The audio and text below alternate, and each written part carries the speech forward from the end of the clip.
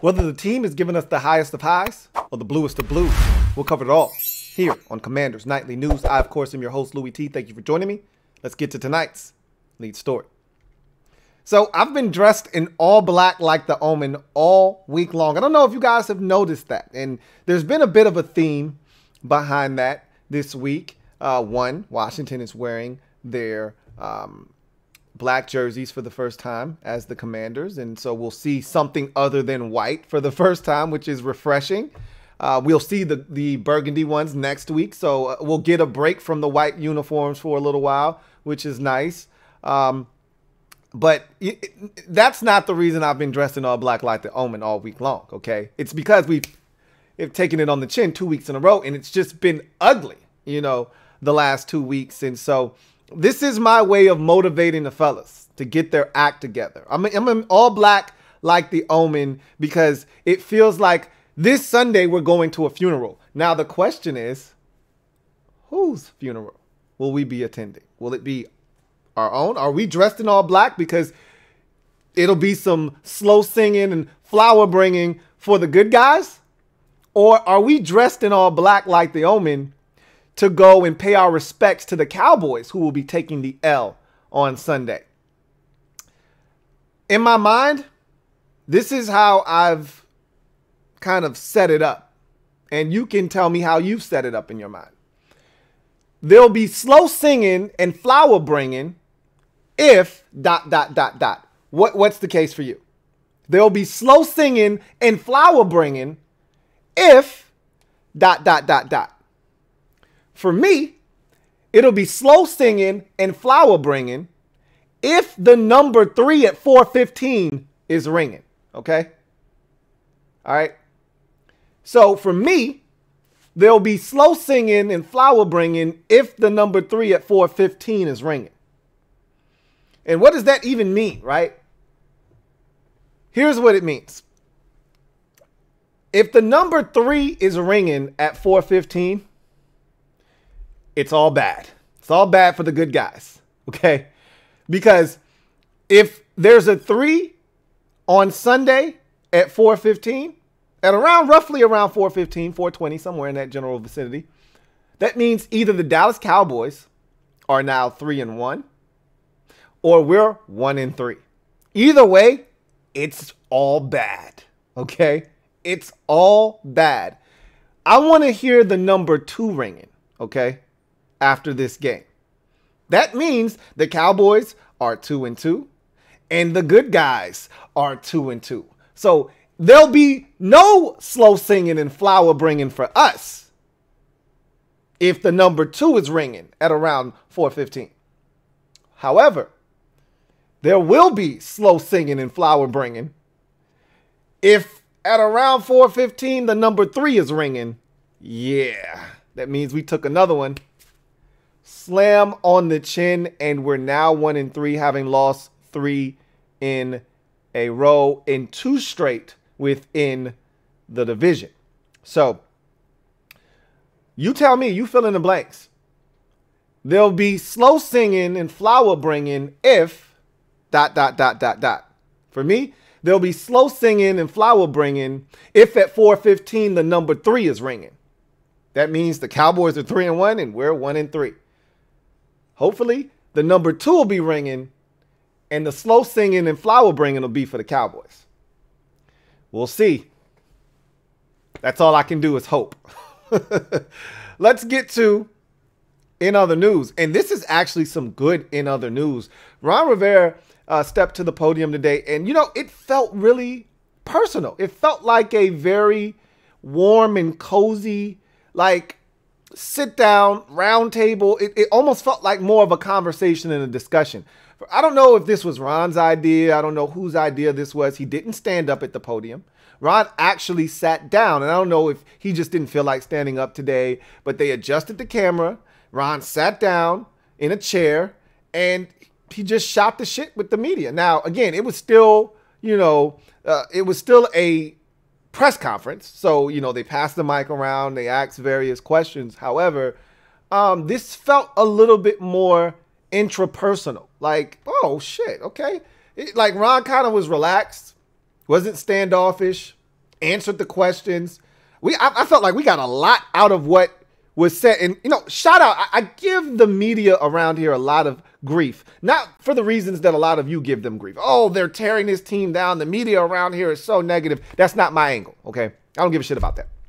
Their job is to write whatever they feel like is necessary. And all that this team has given them over the years to write about is negativity. So I don't kill them for doing their job. I get on them because I don't think they ask pertinent questions. Okay, I think the questions that they ask are redundant a lot of times. I think a lot of the questions that are asked are agenda-based. They're writing a story on, you know, nepotism in the NFL. And so they're asking questions about, hey, you know, you've got your son on the staff. What is it like to have your grandson on the, like, I don't give a shit about that. But again, that's their job. They got a story to write, and that's what the story is about. So they ask questions that are geared towards it. As a fan, I don't give a shit about that. I want to know the good stuff, the stuff that's going to help me have a better understanding of what's going on, and more importantly, who's going to play on Sunday or who's coming down the pipeline for us. So remember the other day, I think it was on the live stream, I said someone had asked me about what would I do? You know, how would I shuffle around the offensive line if at all? And, you know, how would I go about doing things? And I said the first thing I want to know, because no one has asked, and I said this specifically, it's almost as if Ben Standig watched my show or something, because the first question out of the gates from Ben, and I think he started off the presser, if I'm not mistaken, was, hey, no one has really asked you about Tyler Larsen, but he's due to come off of PUP list after week 4 as well. Where's he at in this whole thing? And Ron's like, yo, Tyler's ready to go. Like, after week 4, we're going to go ahead and pull him off, get him up to speed, activated, and get him out here, practice, see how he feels, and then we'll go from there. Well, shit. That is wonderful news, because I don't trust Nick Martin. Okay, he'll be starting this week. I don't have warm and fuzzies for Nick Martin. Again, he was on the street for a reason. Okay, folks. So we could talk about he's had 30 starts in his NFL career. That's great. But if he were any good, he'd still be on an NFL roster, not being around in week 2 for Washington to scoop up prior to week 3. So I pretty much know Nick Martin is a stopgap. He's a Band-Aid, which is fine. We need a Band-Aid right now. We need a Band-Aid solution. All right. This cut is not too deep for a Band-Aid solution.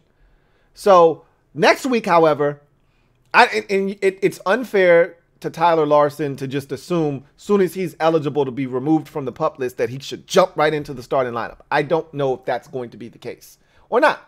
However, he knows the offense. He's a guy that I trust.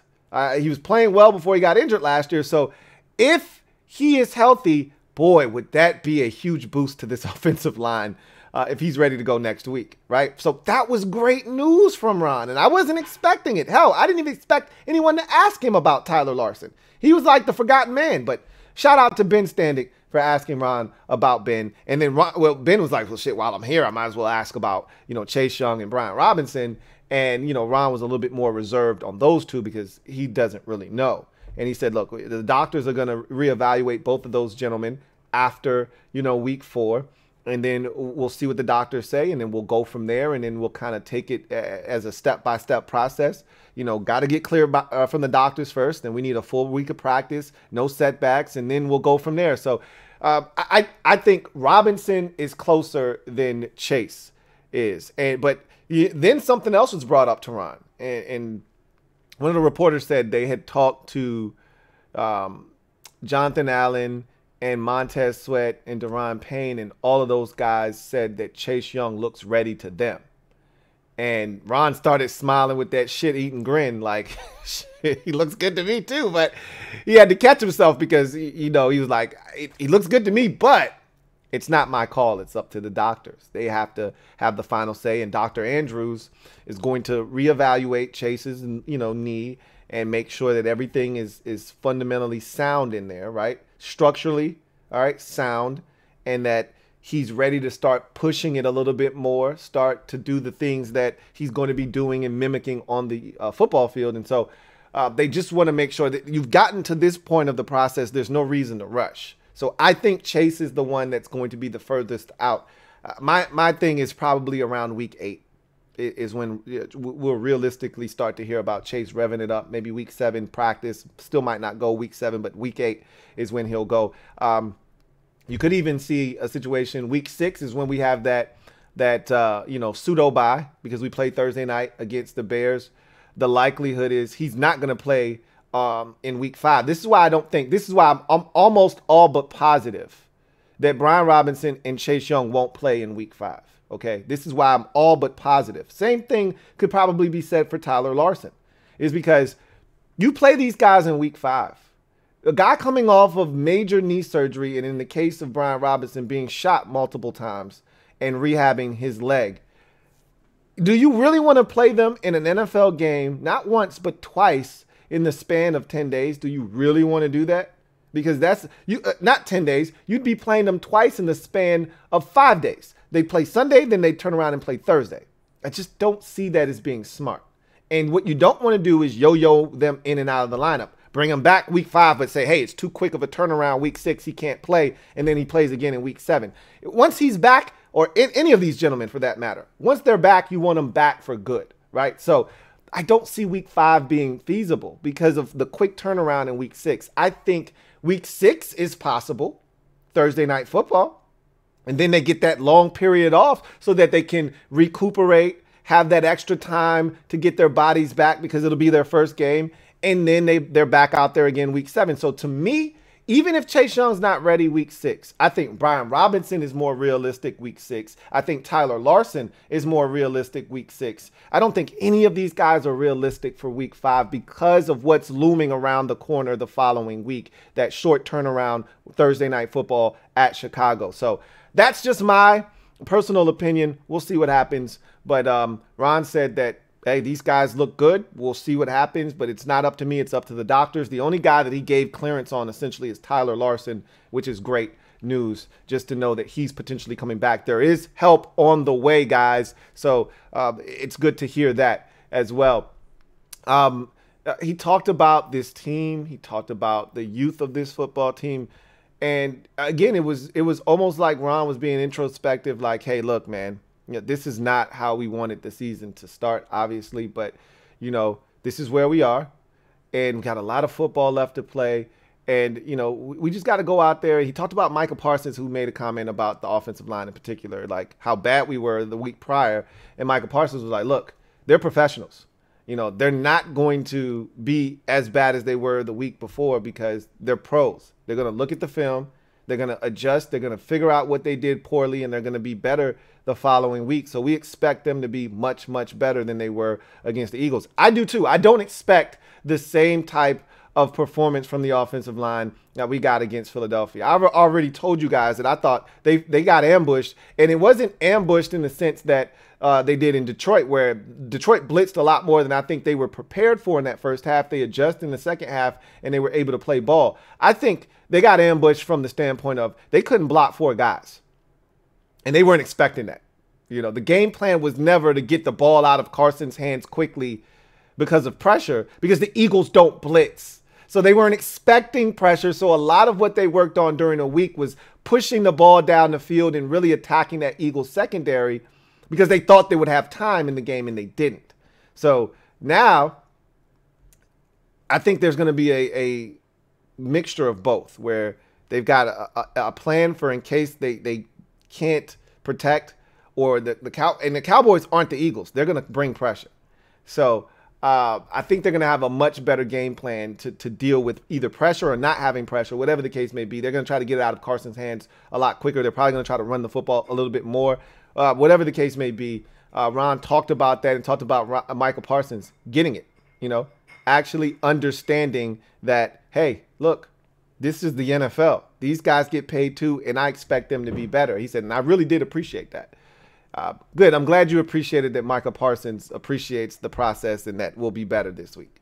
But at the end of the day, I actually thought it was a really good interview from Ron, a press conference from Ron. I thought there was a lot of good nuggets in there, especially from some of the injured players, and just kind of talking about where this team is and understanding that, hey, they need to win. This is a big game. So there was that. Let's get to the final injury report for the week and take a look at what we have. So At the time of this episode, the official injury reports hadn't been released for either team, but I can go out on a limb here and draw an inference as to what's going to occur. Now, with Washington in particular, we were told everybody here on this list, with the exception of Wes Schweitzer and Charles Leno Jr., were full participants. So everybody's playing on this list except for Wes Schweitzer, who is already been ruled out of Sunday's contest, which I told you that. He had a concussion. Guys generally get a concussion. They don't play the next game. So Leno is questionable. He's going to play. That's the sense I get. That's how I'm kind of feeling about it, is he's going to play. So we're relatively healthy heading into this game for the most part with the guys that we have. It's good to get the defensive linemen back, to get Casey Toohill back, to get Daniel Wise back, to get James Smith-Williams back, to get that depth on the defensive line. That feels good. And then add some of the young guys that we've seen get some snaps over the last couple of weeks. I think that's going to help this defensive line strengthen even more so. And then it's good to know that William Jackson III will be back, so that'll give us a little bit more depth in the secondary. Lord knows we don't want to see Rashad Wildgoose out there, but you know, he got his feet wet. That's the one thing we can say, is he got some playing time. I don't know if it's going to help him or not, but even a question was asked of Ron about Benjamin St-Juste, you know, coming inside, going back outside. Like, you know, he played so well. Do you think about, you know, maybe putting him back outside permanently? And Ron said, yeah, he did play well out there. And there was some discussion about that, but he's also played well in the slot. And I think it's a tough situation because none of these other guys, except for Kendall Fuller, can play inside. But Fuller, I think they were so turned off by Fuller's play inside last season. Early in the year, if you remember, he was not all that great in the slot, that they just decided he's better off outside. So I think Juice is their only hope inside. So they're going to continue to play him there. But I think the best of Benjamin St-Juste is going to be had on the outside. So we'll see. And again, it may be a one-year thing, but we'll see what happens, what they decide to do moving forward. At some point, Juice will be maybe the only guy left here, because Kendall Fuller, if I'm not mistaken, signed a 4-year deal when Ron first got here, and William Jackson III signed a 3-year deal when in Ron's second year, going into Ron's second year. So those two contracts will expire at the exact same time. And so Juice may be the last man standing and may have to play outside at some point. But in any event, I digress. You go to the Dallas side. So we're relatively healthy, which is a good thing. You go to the Dallas side of things, and I'm just going to tell you right now, everybody's playing other than Dak Prescott. I told you that earlier in the week. Everybody's playing except Dak Prescott. That's the assumption until you hear something different. Okay, and again, I can't confirm nor deny this because at the time of this recording, none of this stuff was official. But I can assure you of this: Dak isn't playing. I can't assure you of anything else, but I feel pretty confident that Michael Gallup is going to make his debut this year. Simi Fioco, Luke Gifford, Dalton Schultz, the three guys at the bottom are playing. Dalton Schultz, Connor McGovern, DeMarcus Lawrence, and Jaron Kearse. Those are the four that I can't be 100% sure about, but I'm going to go out on a limb and say all four of those guys are going to play as well. I don't think the Cowboys are going to come into this game with anyone other than Dak Prescott missing this football game. Dalton Schultz is interesting because he could be one more week away. Keep your eye on that. Connor McGovern, I think, is going to play. DeMarcus Lawrence, I think to me, the three guys that matter the most: DeMarcus Lawrence, Connor McGovern, Dalton Schultz. All three of those guys are key contributors offensively. If they don't play, or excuse me, 2 out of the 3 are key contributors offensively, and Schultz and McGovern. Obviously, DeMarcus Lawrence has been a Washington killer over the life of his career, so it'd be nice if he couldn't go. But the assumption is all of these guys are going to go, and that's perfectly fine by me. Of course, except for Dak Prescott. So let's transition to the game plan. And I want to do something different. Everything that I do has a rhyme and a reason to it. And so I asked you guys yesterday on CNN, you know, what was the biggest thing that needed to be done in Big D on Sunday to get the win? And I had a bevy of answers from you guys, and I'm just going to read off a bunch of them, okay?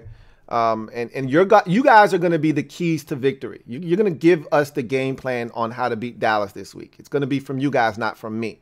So we start with Journey Reed, who writes, our offensive line needs to protect Wentz. I feel like Wentz's biggest problem is pocket presence. So the longer he has to throw the time to make a throw, the better for our sake. All right. Million writes, hey, Dak's not playing this game.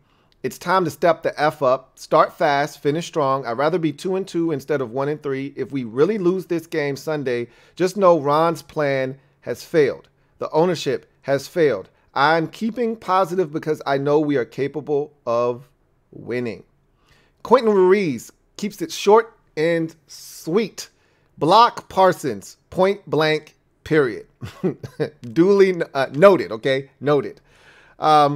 Creative Mind State writes, we need to always know where 11 is every damn play. Again, 11's a bad man. We saw it last year firsthand, right? That first game against Dallas, he destroyed us single-handedly. Edward Jordan III writes, 24 points as a goal for defense is not good. Good defense gets offended with any amount of points. The Eagles took pride in not letting Wentz score up until the very end. This is the whole idea that the defense giving up 24 was enough, the offense, to give the offense a chance, to me is absurd. The defense has not really pressured the quarterback, and the secondary was porous. Del Rio needs to go based on the body of work over the years here, and I never liked the selection of him in the first place. Tom Sula was the soul behind that D-line. They love Tom Sula. We all know that. He also adds, aside the basic stuff, Washington will need to establish and set the tone on every play from pressure to hitting. And I mean all hats to the ball with bad intent within the rules of the game. Every player touches the ball. It sounds and sound tackling, gang tackling, and snot bubbles. He says this makes the offense timid, especially those receivers. Jamin will probably be on Zeke the whole day, and if we're playing that Buffalo nickel defense on that third safety needs to be on the tight end or put Davis on the tight end and put that third safety on the running back. But the 3 and out at worst field goal attempt, but no matter what, as London Fletcher said and did, set the tone early in the game. Is going to be a slugfest. He continues, there's more here, but we will move on. Brant Jenkins writes, I believe offensive line has to protect Carson. Our offense will be great if he has time. That's the one thing. All right. And as I'm going down, I want to make sure I like these comments. All right. This next one is from Josh Watson, who says, it's just one game, but man, the difference in 2-2 and 1-3 is absolutely massive. Really hope we pull it off. The only person that I trust one-on-one with Michael Parsons is Trent Williams, who is obviously not here anymore. Even Trent would probably struggle at times with Parsons' speed and quickness, though. If we are in a 3-possession deficit right off the bat again, I am going to be apologetic or apoplectic, he says. Let's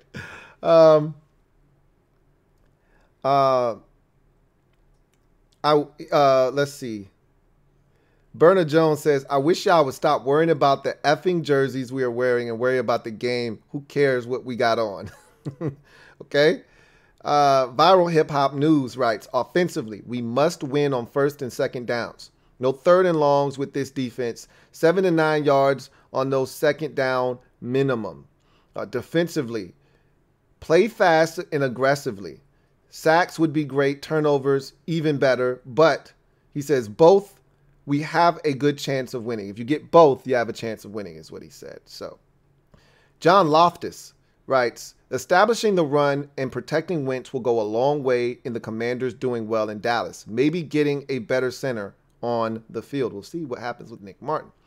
Ryan Esposito says, we all have seen this movie and we know how it ends. I'm afraid you might be right, Ryan. Reginald Myrick writes, no more talking for Ron and other coaches. We need to win and win now. He also writes, I think after this year's playoffs or no playoffs, we need to look for another offensive coordinator that can adjust the defenses before halftime, not in the middle of the 3rd quarter. He says, I like wearing black on Sunday against the Cowboys, but we need to go up there and bring back a dub because they will look so stupid wearing black to get beat down and buried in Dallas.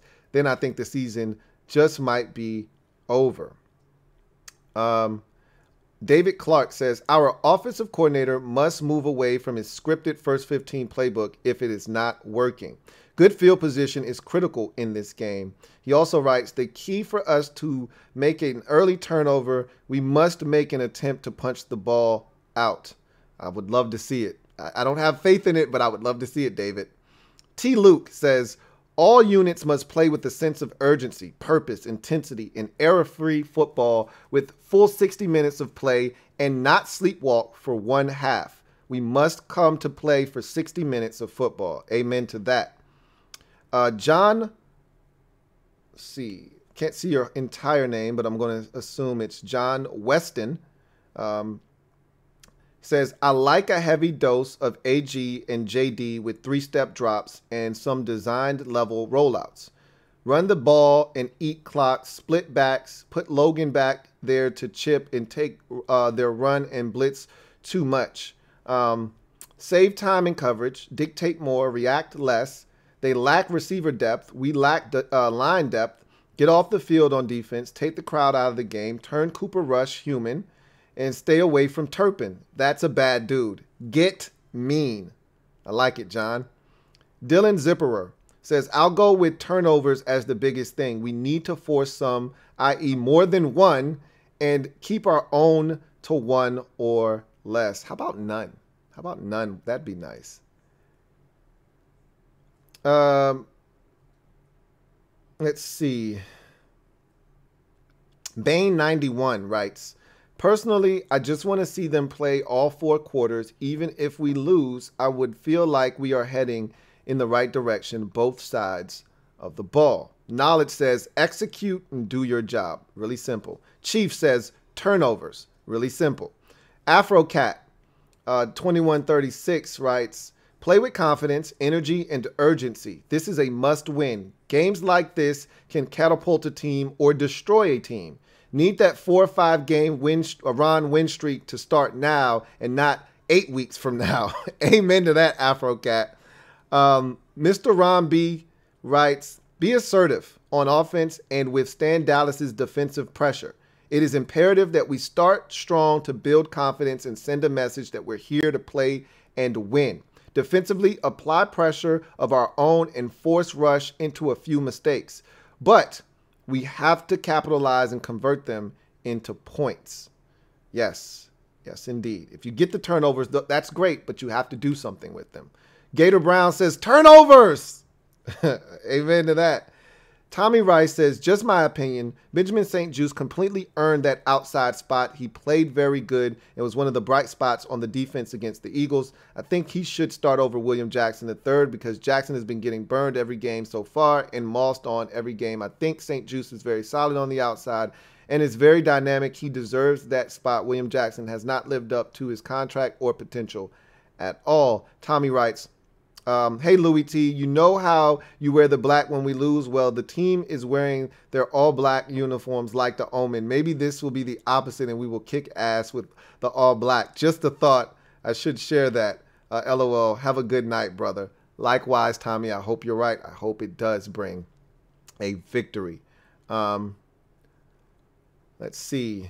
Mostrumental says, finally, a really great in-depth channel for the fans by a fan. Just subscribe. Welcome aboard. Let's see. The biggest key to winning in the trench is in the trenches. This is from Mr. Liberty. The biggest key is winning in the trenches. That's huge. Obviously, blocking up front is going to be massive for this team and maybe getting after Dallas too. B. Smitty writes, key to victory. Scott Turner needs to adapt to what's going on the field. It's like he gets stuck trying to force feed his scheme no matter what, no matter if it's working or not. Wait until halftime ain't cutting it. Commander Joe 21 writes, run the ball so we can actually execute play action. Let's see.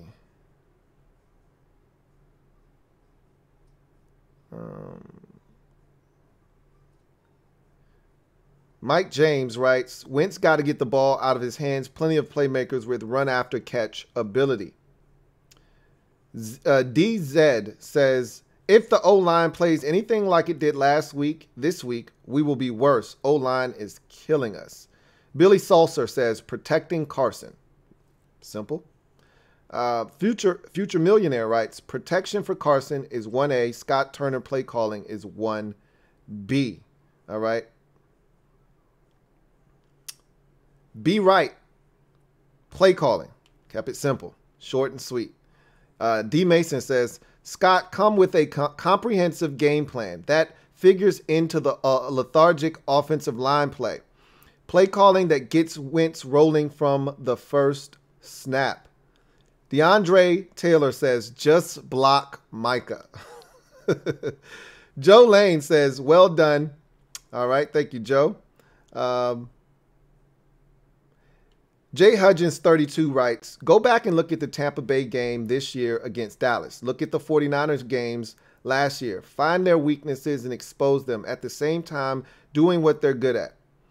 Can't say this will turn into a victory, but it will make it a battle. That's all I can ask for at this point. Just play competitive football for 4 quarters. Sheesh. I think that's all we're asking for at this point is just give us a chance. I always say the same thing, especially in the mob. Just give me a chance in the fourth quarter. I just want an opportunity in the fourth quarter. I mean, I want to win, obviously. That's above all else. But just give me a chance in the fourth quarter. You know, that's all any team really wants is a chance in the fourth quarter. We haven't had that really. We didn't have that last week. We had a chance in the fourth quarter. We couldn't get a stop against Detroit 2 weeks ago.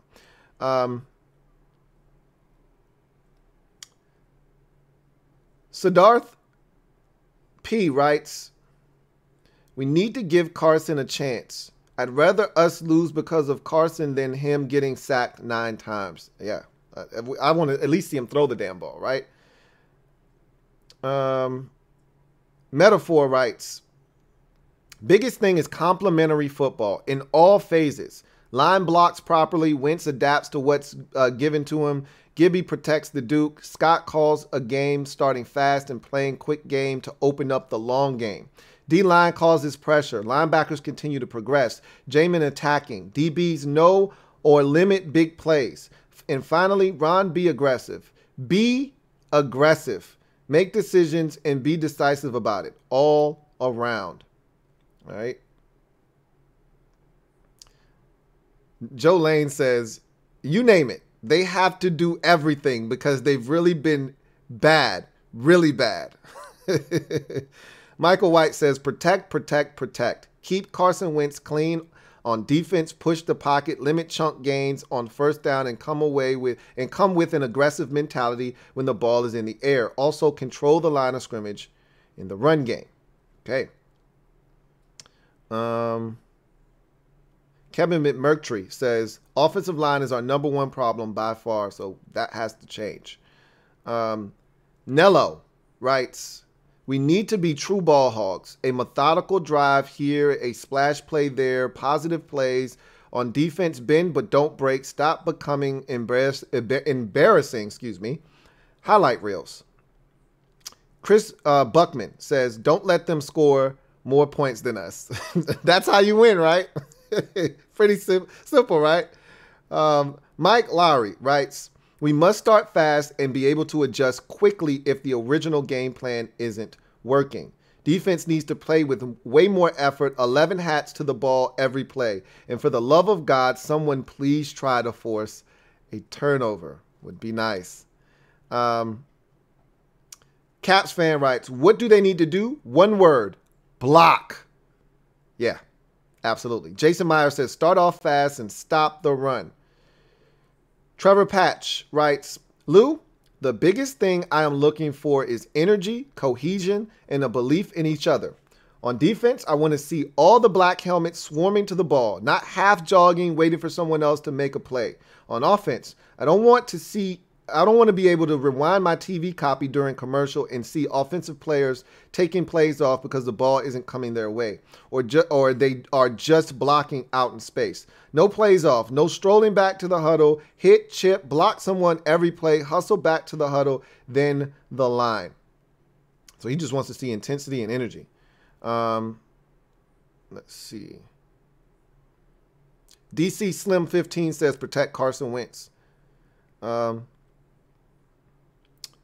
Stay Solid writes, biggest thing we need to do is protect Carson. Get the ball to our playmakers and get off the field on third downs.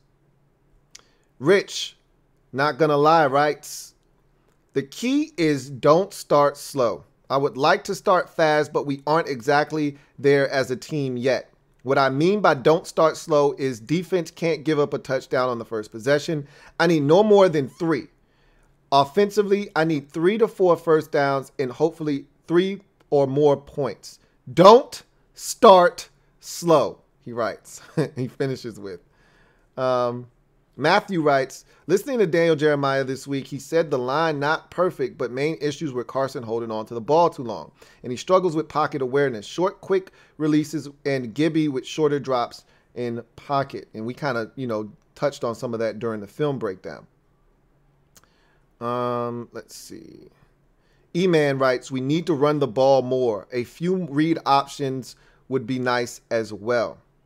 All right. Will Diggs wrote, definitely the bluest of blues. You know how we start off the show? Yeah, it's the last couple of weeks have been the bluest of blues, especially last week in particular. Miss Perry writes, the offense as a whole must get off to a fast start. Scott Turner needs to put them in favorable situations and call a great game. All right. Neil M. I thought this one was a funny one when I first read it. He says, I am not planning anything this Sunday for the game. No special food, no inviting friends over, just preparing for inevitable pain and sorrow and wonder why I keep doing this. I have no hope that we will win, and I can't think of anything we need to do to make that happen. So he's already conceded an L on Sunday. And you know what? I'm not mad. He's already conceded victory. And he's going ahead and taking his L. Up front. Landover Life writes, give Gibson the ball. You know how many times Tiki Barber had fumbles? Let me see. He says, give Gibson the ball. You know how many fumbles Tiki Barber had, and they got him on punishment, but it's hurting us. Give Gibson the god dang on ball, he says. And that's going to help us more than anything because he can get off to running. Our receivers will put up big numbers, all of them. So he wants Gibson. I don't think he's been in the doghouse necessarily. Let's see. Cal L writes, biggest things we need to do. Number 1, patch up this O-line by Sunday by giving them extra help. Tight end chips, extra back, pass protect. Otherwise, Michael Parsons might set the single game sack record. Number 2, establish the run game. Between Gibby, McKissick, and Williams, I want to see 25 plus carries. Number 3, don't wait until halftime to make adjustments. If Carson is feeling the heat, then I want to see 3-step drops and the ball coming out. Number 4, get Terry, Jahan, Curtis, and Logan all involved early and often. And number 5, force Cooper Rush to beat you. If he does, then you tip your cap. Sounds like a smart man to me. Ryan Rosen writes, biggest priority is stopping Micah Parsons. Maybe not by shutting him down because that's almost impossible, but really learning from our mistakes last week and using the run game and quick passes to our advantage. Don't give Micah a chance to destroy our line by getting the ball out of Carson's hands fast because we have guys who can make their guys miss out in space. So run the ball and get the ball out fast to limit pressure on Wentz. All right. Clapping Dallas Cheeks writes, in order to help us win, I think we should score points the most. I had to say it before one of the Dallas fans do. Okay. All right. Rufio writes, I appreciate you acknowledging us here. We appreciate your content. I appreciate you all of you guys out there. He says, the most important thing, in my opinion, is for our offense to overcome Dallas's defense and figure out how to outscore Rush and his offense. Dallas's defense, as we all know, is, I personally think, the best we've faced yet this year. Possibly the Eagles are nearly on the same level, but I give the better defense to Dallas. One more thing. I would like to see Scott Turner's idiotic ass up in the box instead of on the sidelines. I don't know if that makes a difference or not, but we will see. I want to thank everyone for your participation and comments in the comment section. And so you guys have given the keys to victory. Here's what I think is ultimately going to happen. My final outcome for the game. Unfortunately, I've already told you I've been dressed in all black like the Omen all week because I don't think we're going to win this football game. And nothing that has been said can be said that is going to change my mind. Only action on the field is going to do that. And until they win, I'm in this mindset of they're not going to win. And so I can't see them winning this football game with the kind of defense that Dallas is capable of playing and the kind of offense that we've been playing the last 2 weeks. I just don't see how we find a way to come out victorious. What I do see, however, is us keeping it a lot closer than we've seen the past 2 weeks. This won't be, 22 or 24 to nothing at halftime. However, I do think we're going to be down early in this game, 10 to nothing. All right, but we're going to show resolve. We're going to fight. Dallas is not an explosive and dynamic offense quite yet. Now, they're getting pieces back. They're getting a receiver back. They're getting their tight end potentially back. So they may be more explosive this week. But if we're going off of what we've seen from Dallas the first 3 weeks of the season, 3 points in week 1 versus Tampa, 20 points versus Cincinnati in week 2, and 23 points versus the Giants. Now, I will say all 3 of those defenses are better than our defense as currently constructed. However, our defense is starting to play better. Maybe this is the week they put it all together and we're able to hold Dallas down. I think that this game's going to be 16-13 well into the 4th quarter. Washington is hanging in there. They've got a shot, but ultimately, so I'll tell you how I think it's going to go. I think the score is going to be 16-6. Okay, we're down early in the 4th quarter. We score a touchdown. Okay, cut the deficit to 3 at 16-13. And just like Detroit, all right, defense, we need to stop, get us the ball back so we have a chance. We're gonna score our touchdown with 7 minutes and 34 seconds left in the 4th quarter, and we're gonna be down 3, and we're gonna need the ball back, and the defense is gonna give us a big F you. We've been holding you down all day. You did nothing, and now we're gassed. We're exhausted. We got nothing left in the tank, and the Cowboys are going to move the football down the field, take off 6 minutes of that clock, and score a touchdown, or roughly 5 minutes of that clock, right around 2:47 or so. They're going to score a touchdown and win this football game 23-13 over Washington, dropping us to 1-3 on the season and improving the Cowboys to 3-1. Boy, do I hope I'm wrong, but we will see what happens. One thing's for sure, I do think we can win this football game, but I am not confident. And here's the thing, and I'm going to say this on my podcast as well. I'm okay with taking a loss because I picked Dallas. I'm no longer okay taking a loss because I picked Washington. That's where I'm at mentally. They've got to switch me back over and convert me into a believer again so that I can feel confident that we're going to win and be willing to take an L in the event that we don't. Right now, I don't see that, and so I'm going in the opposite direction. So leave it down in the comment section. What do you think is going to happen? Score and more. Leave it down in the comment section. Cannot wait to read. But until then, I'm your man, Louie T, signing off. I hope you enjoy your weekend. Look forward to chopping it up with you guys in the near future. You know I'll be here after the game has met its conclusion for the Command Post Game Live. Also, if you're a member of the MOBB, we got a lot of new members this week. I'm so excited about that. Turn your notifications on so that you will be able to find the stream heading into the game on Sunday. We will watch the game together and hopefully we'll root like hell and get a dub. And I can get out of all of this damn black like the Omen. In any event, you guys enjoy your weekend. Look forward to seeing you soon. Hopefully we'll be talking about a win. Enjoy your weekend. Have a good one. Here comes the Diesel. Here comes the Diesel.